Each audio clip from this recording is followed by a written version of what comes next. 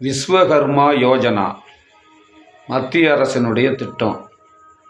இந்த திட்டத்தினுடைய இன்னொரு பேருன்னு சொல்லணும்னு சொன்னால், 1952 தமிழ்நாட்டில் நம்முடைய மூதறிஞர் ராஜாஜி அவர்கள் கொண்டு வந்த குலக்கல்வி திட்டத்தினுடைய மறுபெயர் தான் இந்த விஸ்வகர்மா யோஜனா அப்படிங்கிற ஒரு திட்டம்.